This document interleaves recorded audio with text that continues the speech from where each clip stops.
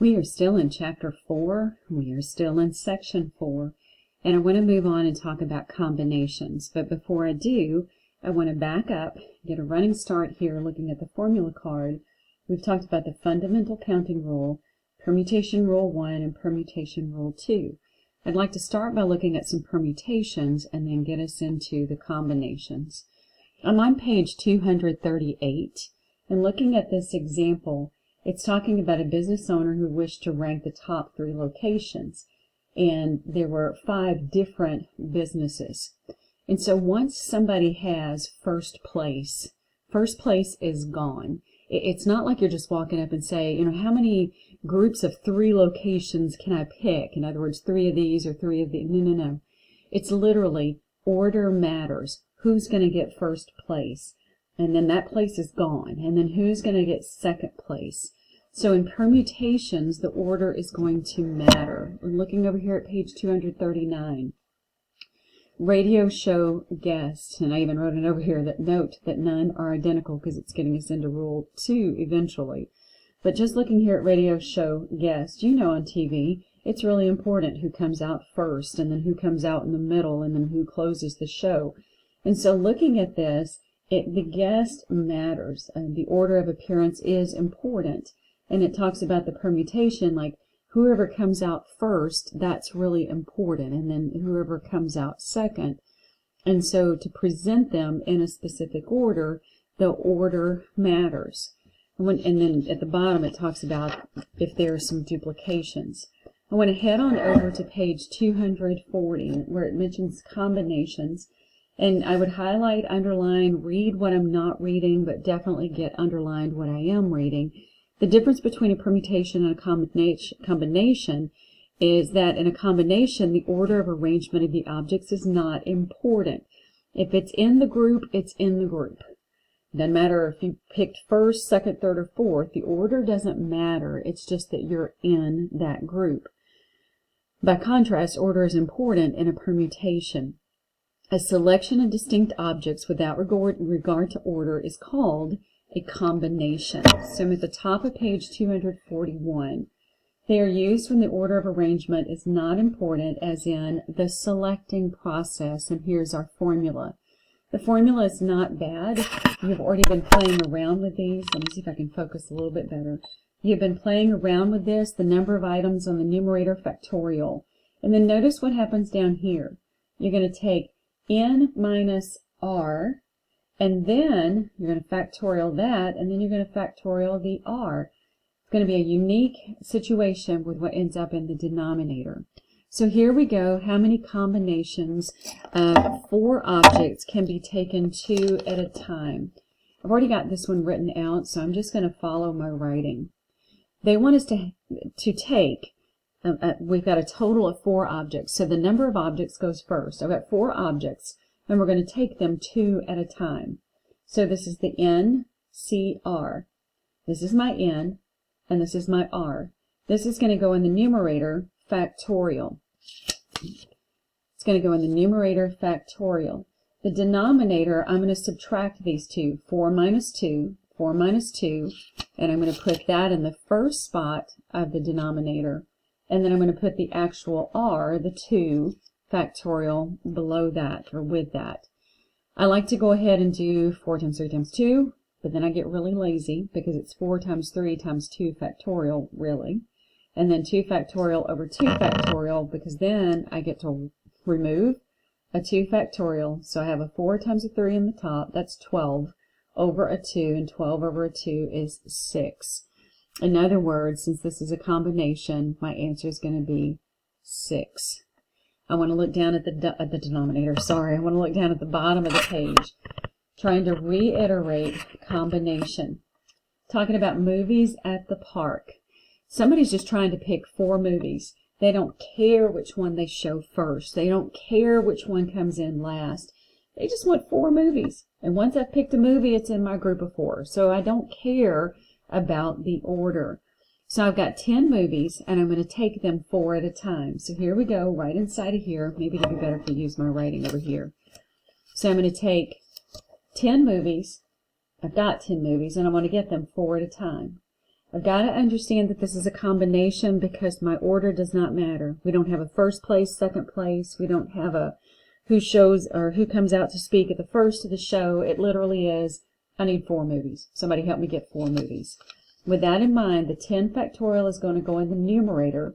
You'll subtract these, put that in the denominator with factorial, and then the 4 in the denominator with a factorial. In other words, what I just said was 10 factorial over 10 minus 4, so this will be a 6 and a 4. Remember I said there's a unique thing going on with the denominator? That's going to be a 6 and that's going to be a 4. So if you were to add them, they better equal your n. With that being said, I think I'll go ahead and show you this one and not just rely on my pieces of paper. This one was 10 factorial over 6 factorial, 4 factorial. Again, I like to be lazy. If I can put it in my calculator, I will. Just use parentheses, and my calculator cannot always handle it. So I'm going to do 10 times 9 times 8 times 7 times 6 factorial because I'm just that kind of lazy. And I know that's going to be 6 times 5 times 4, blah, blah, blah, blah. And I've already got a 6 factorial in the denominator and a 4 factorial. So that and that go away. My life is beautiful. So I can either multiply these together and divide them by those multiplied together. I don't even like to do that. I like to be lazier. 4 goes into 4 once. 4 goes into 8 twice. 3 goes into 3 once. 3 goes into 9 3 times. 2 goes into 2 once. 2 goes into 10 5 times. My denominator is obsolete now. So I've got a 15 times a 14. I would rather multiply that together. And when I get my 15 times my 14, it looks like it's going to be 210. Just for the sake of making sure that I haven't reduced something I wasn't supposed to reduce. Let's do the 15 times the 14, and we get our 210. The last thing I'd like to show you is the example on page 242. And at the top of the oh, and here's a huge review if you can't, if you don't already see that. So if we were in class, you wouldn't see that till I wanted you to, but you're not in my class face to face. So looking here at the committee selection, this one's a bit different, but if you look at what's going on, it's very okay. It says, in this club, there are 7 women and 7 men, and a committee of 3 women and 2 men is to be chosen. So how many different possibilities? Remember I said this isn't probability, it's the sample space. How many possibilities are there? So this one's kind of more involved. I'm going to have to do a combination for the women and a combination for the men, and then I'm going to multiply those two together. So I have 7 women, and I need to take them 3 at a time. I have 5 men, and I need to take them 2 at a time. So this is a good one to practice on. You may want to cut the video off and go practice on your own, or you may want to follow and then go do it by yourself, but make sure all of the information we're doing you can always go do by yourself. Remember, that's going to be in the numerator. The subtraction of them is going to be in the denominator, and then the 3 is going to be there by himself or herself, since it's the ladies.